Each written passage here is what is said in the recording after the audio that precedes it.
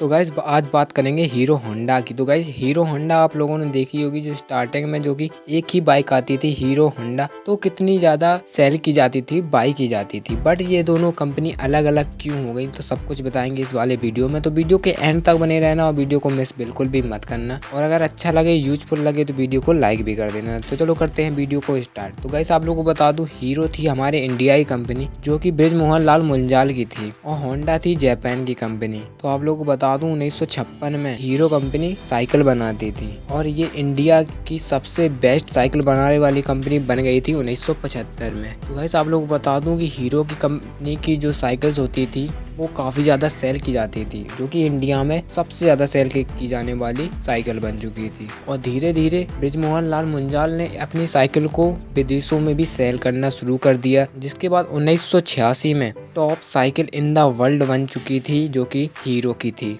उसके बाद बृजमोहन लाल मुंजाल अपने इंडिया में मोटरसाइकिल लाना चाहते थे, जो कि एक सही प्राइस में और काफ़ी अच्छे माइलेज में बन जाए। तो उसके बाद उन्होंने विदेशी कंपनी से हाथ मिलाने का फैसला किया, क्योंकि गाइस हीरो कंपनी सिर्फ बाइक की बॉडी बना पाती थी बट इंजन बनाना नहीं आता था। तो आप लोगों को बता दूं कि हीरो ने होंडा से हाथ मिलाया 1984 में। उसके बाद इन दोनों कंपनियों ने एक एग्रीमेंट साइन किया, जिसमें उन लोगों ने लिखा कि हीरो कंपनी बाइक की बॉडी बनाएगी और होंडा इंजन बनाएगा। और इन लोगों ने एक और एग्रीमेंट साइन किया था कि एक दूसरे के मुकाबले में कभी कोई भी बाइक नहीं निकालेंगे। तो गाइस पहला प्लांट हरियाणा में बनाया गया हीरो होंडा का। दोनों कंपनी काफ़ी ज़्यादा मोटिवेट थी और बनाना एक अच्छी बाइक निकालना चाहती थी, जो कि मिडिल क्लास फैमिली वाले भी उसे ले सके। तो उन लोगों ने एक बाइक लॉन्च की CT 100 1985 में। लेकिन आप लोगों को बता दूं कि इस बाइक को जैसे ही लॉन्च किया गया,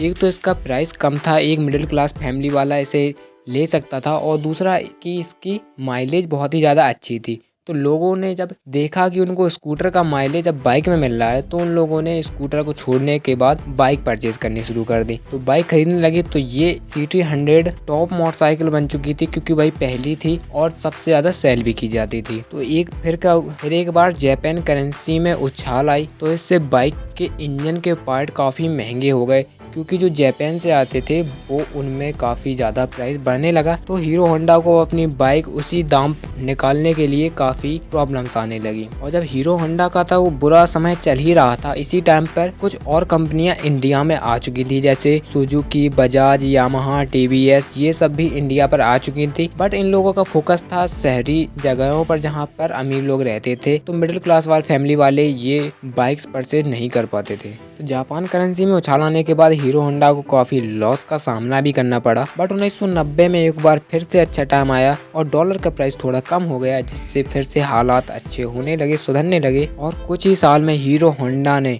$10 मिलियन का प्रॉफिट भी क्रॉस कर लिया, जो कि उस टाइम पे बहुत ज़्यादा था। लेकिन आप लोगों को बता दूं कि इसी बीच इन दोनों के, हीरो और होंडा के बीच में कुछ दरारें आने लगी, क्योंकि मैं अब बता दूं कि हीरो जो कंपनी थी इंडिया की, वो अपनी बाइक को विदेशों में सेल नहीं कर पा रही थी। बट जो होंडा थी वो उसने अपनी बाइक विदेशों में भी सेल की और इंडिया में भी सेल की। और जैसा कि एग्रीमेंट किया गया था कि कोई भी कंपनी एक दूसरे के अपोजिट में कोई भी बाइक लॉन्च नहीं करेगी, बस इसके विरोध में जाकर होंडा ने 1999 में भारत में पहली बार separate company Honda motorcycle and scooter India के नाम से स्टार्ट कर दी, और बाइक, स्कूटर और बाइक भी लॉन्च करने लगे। और यहाँ पर दोनों कंपनियों के रिश्ते काफी खराब होने लगे, जिसके बाद हीरो समझ चुका था कि मुझे होंडा से अलग होना ही पड़ेगा। बट उसे इंजन तो बनाना आता ही नहीं था। बट हीरो का जितना प्रॉफिट होता था उसमें वो अपने प्रॉफिट का कुछ हिस्सा इंजन बनाने में लगाने लगा। इसी के कुछ साल बाद होंडा ने एक्टिवा को लॉन्च कर दिया। अब होंडा के चारों तरफ से प्रॉफिट हो रहा था, उसकी 5 उंगलियां घी में थी, क्योंकि गाइस हीरो होंडा